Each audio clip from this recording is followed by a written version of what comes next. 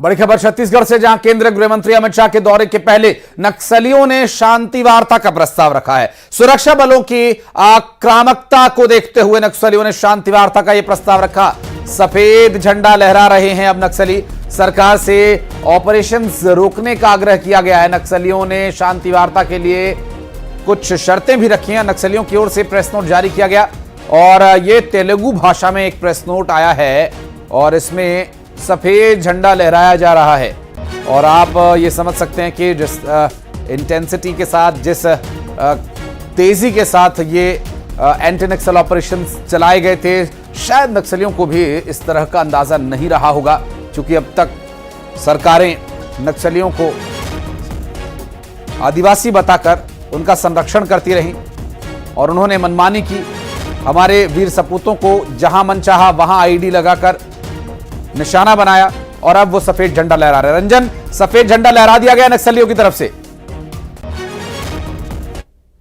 नक्सलियों की तरफ से ये जारी किया गया है। इसे बड़ा बयान कहा जा सकता है। कुल बस्तर में 8 दशक से ज्यादा जिस तरह से नक्सलवाद जिसने अपने पैर जमाए हुए थे, बीते 1.5 साल में जिस तरह से आक्रामक कार्रवाई की, उसके बाद जो माओवादी प्रवक्ता हवाई की तरफ से एक प्रेस नोट जारी किया गया। हालांकि ये जो प्रेस नोट है ये तेलुगु भाषा में जारी किया गया है, जिसमें शांति वार्ता के लिए पहल करने के लिए मांग रखी गई है और किसी शर्त के बिना, बल्कि युद्ध विराम की मांग भी नक्सलियों की तरफ से कही गई। कहीं ना कहीं ये कहा जा सकता है कि मिशन जो 2026 के जिस एजेंडे को लेकर सरकार बढ़ रही थी, उस ओर लगभग रंजन, शर्तें क्या है? क्या चाहते हैं नक्सली?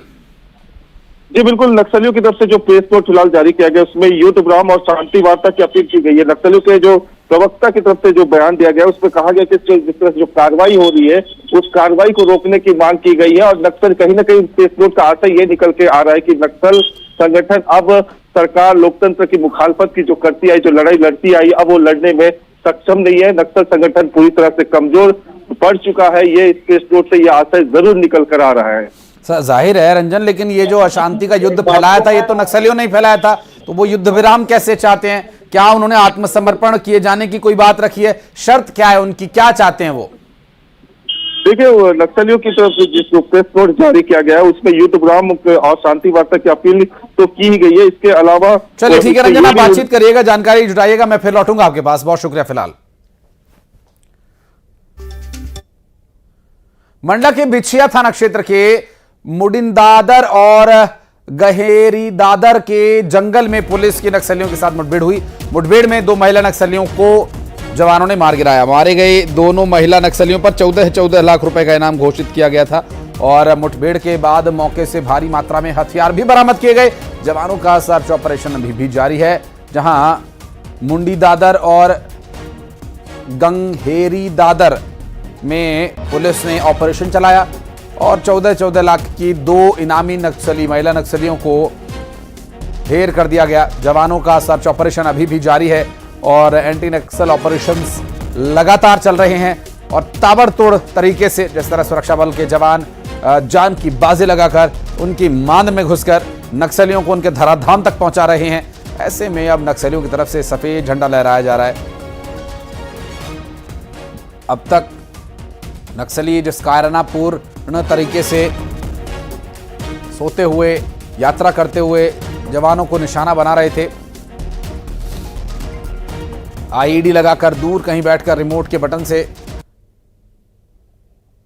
कायरतापूर्ण कृत्य कर रहे थे, लेकिन जब भारत के वीर सपूतों ने और वीरांगनाओं ने अपनी शौर्यता दिखाई, आंखों में आंखें डालकर उन्हें उनके अंजाम तक पहुंचाने का, जब उन्होंने ये खौफ देखा तो नक्सलियों का सफेद झंडा बाहर आया। मंडला जिले में सुरक्षा बलों और नक्सलियों के बीच आज मुठभेड़ हुई। मुठभेड़ में 2 महिला नक्सलियों को सुरक्षा बलों ने मार गिराया है, जिन पर 14 लाख रुपए का इनाम घोषित था।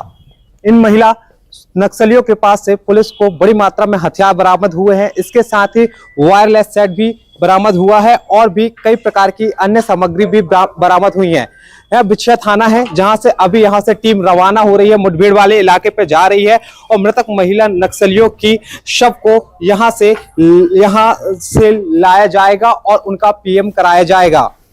इसके साथ ही बताया जा रहा है कि ये दोनों जो महिला नक्सली थी इस इलाके में सक्रिय थी, जिन्हें आज सुरक्षा बलों ने ढेर कर दिया। और भोपाल से